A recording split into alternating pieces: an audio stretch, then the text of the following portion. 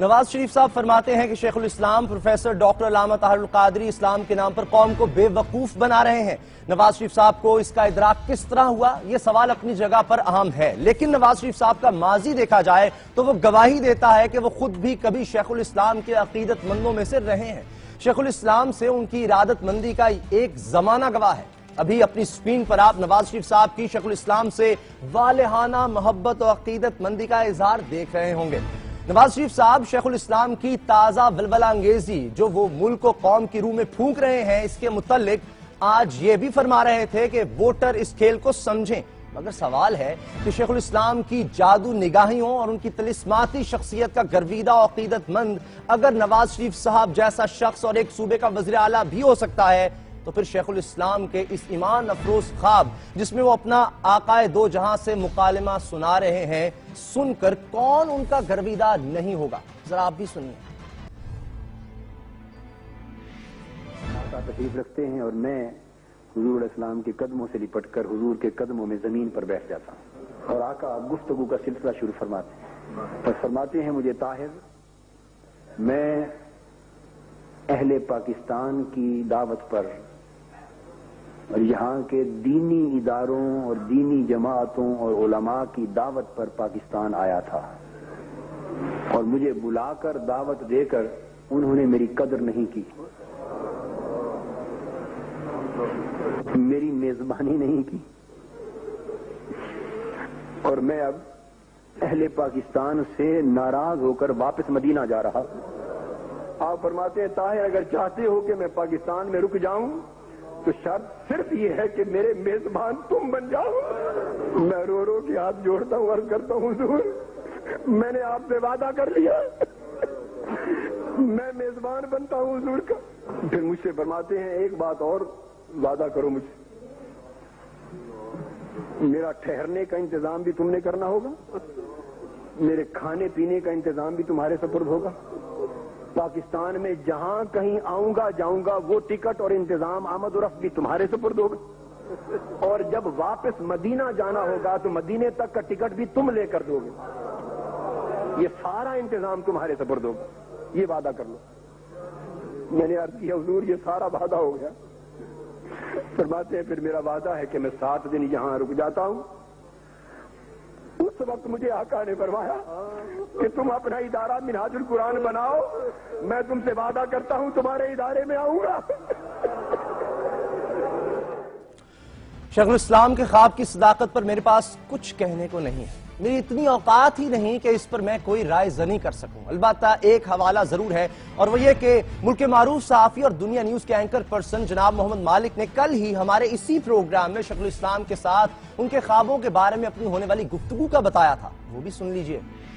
قرآن شریف سے ہاتھ رکھ کر قسم کھا کر کہ مجھے حضور پاک نے کبھی بھی کوئی کام کرنے کے لیے خواب میں نہیں کہا۔ ہمارے ساتھ مفتی کفایت اللہ ہیں جو شرعی حوالے سے شیخ الاسلام کے سنائے ہوئے خواب پر بات کر سکتے ہیں، اور سوال یہ ہے کہ کیا ان کی نظر میں شیخ الاسلام کا خواب سچا ثابت ہو چکا ہے، اور محمد مالک کی گواہی کے تناظر میں شرعی اعتبار سے شیخ الاسلام کہاں کھڑے ہیں، اور اس پر بھی بات ہوگی کہ نواز شریف صاحب کی شیخ الاسلام سے عقیدت کا بندھن کیوں اور کب ٹوٹا۔ ہمارے ساتھ ہیں مفتی کفایت اللہ اور مسلم لیگ نون کے رہنما خواجہ سعد رفیق بھی ہمیں اسٹوڈیو میں جوائن کر چکے ہیں۔ مفتی کفایت اللہ صاحب، سب سے پہلے آپ سے جاننا چاہوں گا، محمد مالک صاحب کی گواہی آپ نے سن لی، شیخ الاسلام کا خواب بھی سن لیا، کیا کہیں گے آپ شیخ الاسلام کے بارے میں؟ بسم اللہ الرحمن الرحیم۔ خواب کے بارے میں یہ تو آتا ہے کہ کوئی آدمی اگر خواب میں کوئی بات کرتا ہے تو وہ جیتے جاگتے لازم نہیں ہوتی۔ مثال کے طور پر کوئی آدمی خواب میں یہ کہے کہ اسامہ غازی پر میرے 10,000 روپے ہیں، تو یہ روپے حقیقت میں لازم نہیں ہوتے، اس لیے کہ یہ خواب ہے۔ البتہ احادیث کی کتابوں میں یہ ضرور آیا ہے کہ نبی کریم صلی اللہ علیہ وسلم خواب میں آتے ہیں، اور جب آپ خواب میں آتے ہیں تو آپ ہی ہوتے ہیں۔ آپ صلی اللہ علیہ وسلم نے فرمایا، مر رآنی فی المنام فقد رآنی فإن الشیطان لا یتمثل بی۔ اس کا مطلب یہ ہے کہ جو آدمی خواب میں مجھے دیکھتا ہے تو وہ میں ہی ہوتا ہوں، کوئی شیطان میری صورت بنا کر نہیں آ سکتا۔ اور نبی کریم صلی اللہ علیہ وسلم کے علاوہ کوئی آدمی یہ کہے کہ یہ فلاں نبی ہے یا ولی ہے تو ہو سکتا ہے وہاں شیطان کی صورت موجود ہو۔ آپ علیہ الصلوۃ والسلام کی یہ امتیاز ہے۔ لیکن جہاں یہ امتیاز ہے کہ آپ علیہ الصلوۃ والسلام کو خواب میں دیکھا جا سکتا ہے تو وہ پابندی بھی لگائی جائے گی کہ اس خواب کو شہرت کے لیے استعمال نہیں کیا جائے گا، اس خواب کو اپنے تقوی کے لیے استعمال نہیں کیا جائے گا، اور اس خواب کو لوگوں کے سامنے بتایا نہیں جائے گا۔ یہ تو وہ شرعی پوزیشن تھی کسی خواب کے بارے میں۔ اب میں نے جو آپ کی کلپ سنی ہے اس میں تو کوئی مجھے مفروضہ لگ رہا ہے، وہ خواب کے اندر جسد عنصری ثابت کر رہے ہیں جناب نبی کریم صلی اللہ علیہ وسلم کے لیے، اور آپ صلی اللہ علیہ وسلم کے لیے ٹکٹ کا لانا، ٹکٹ کا لے جانا اور وہ کھانے کا انتظام کرنا، یہ تمام وہ چیزیں ہیں جو بالکل مفروضہ ہے اور من گڑت ہے۔ اچھا، لیکن مالک صاحب سے گفتگو میں انہوں نے کہا کہ میں نے ٹکٹ کی بات نہیں کی۔ وہ ایسا ہے، یہاں تو ہم نے کلپ ان کے ہی منہ سے سنا ہے، لیکن ہم عام طور پر بھی ان کو جانتے ہیں کہ ان کی کوئی ایک رائے نہیں ہوتی، رائے تبدیل ہو جاتی ہے وہ حالات کو دیکھ کر۔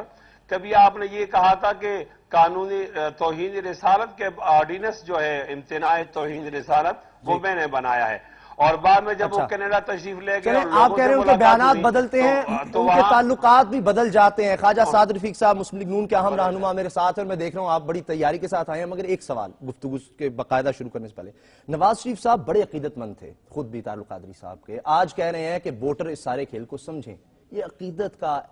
ارادت مندی کا بندھن ٹوٹا کیسے اور کب؟ بسم اللہ الرحمن الرحیم۔ اس دور کا میں چشمدید تو نہیں ہوں، اس لیے زیادہ بہتر پوزیشن اور زیادہ بہتر بات تو وہ خود کر سکتے ہیں، وہ یا میاں شہباز صاحب یا شریف خاندان کے وہ لوگ جو قادری صاحب کے ساتھ ان کی رفاقت تھی۔ ہم نے تو یہ سنا ہے کہ وہ اتفاق مسجد میں میاں شریف مرحوم ان کو لے کے آئے تھے، اور بعد میں جیسے ان کا مزاج حضرت کا بدلتا ہے تو بدلتے مزاج کے ساتھ اور بدلتے موسم کے ساتھ شاید وہ بدل گئے۔ میں ذاتی اٹیک کرنا بھی نہیں چاہ رہا، انفیکٹ میرا بھی طاہر القادری صاحب سے بڑا تعلق رہا ہے اور آج بھی ہے، باقی میرے دوستوں کا تو شاید نہیں ہوگا، لیکن میں تیاری کے ساتھ نہیں آیا۔ میں یہ کہنا چاہ رہا ہوں کہ قادری صاحب آپ نے ہمیں بہت ہرٹ کیا ہے، اور یہ جو کھیل کھیلنے کے لیے آپ کا تعلق آج بھی ہے، پہلے بھی تھا، اس میں کوئی فرق آیا؟ نہیں، میرا ان سے کبھی مذہبی بنیاد پہ تو تعلق رہا نہیں، یہ بڑی لمبی بات ہو جائے گی۔ لیٹ 80s میں ابھی میں ینگ تھا تو یہ جب منہاج القرآن کی تحریک کا احیا ہوا زور و شور سے، تو اس کی طرف میں بھی، یہ لوگوں کو پتہ نہیں ہے اس بات کا، قادری صاحب کو اچھی طرح پتہ ہے، میں بھی اٹریکٹ ہوا تھا کچھ عرصے کے لیے، تو ہم ان سے ملے تھے جا کے، میں اس کی ڈیٹیل میں نہیں جاؤں گا، 7 لوگ تھے، پھر انہوں نے کچھ اپنا لٹریچر دیا تھا،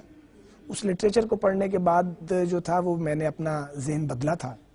اور اس کے ایک گواہ علامہ احمد علی قصوری صاحب یہاں موجود ہیں، تفصیل ان کے پاس موجود ہے، آپ بھی انہیں اچھی طرح جانتے ہیں اور حضرت طاہر القادری صاحب بھی بہت اچھی طرح جانتے ہیں، تو پھر مجھے سمجھ آ گئی تھی کہ یہ کام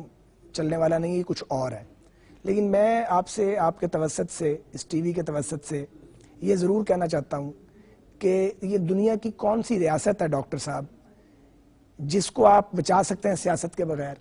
آپ کا بنیادی نعرہ جو ہے یہی غلط ہے کہ سیاست نہیں، ریاست بچاؤ۔ کوئی دنیا کی ریاست اچھی سیاست کے بغیر نہیں بچ سکتی، اور جو اصلاحات کی آپ بات کرتے ہیں،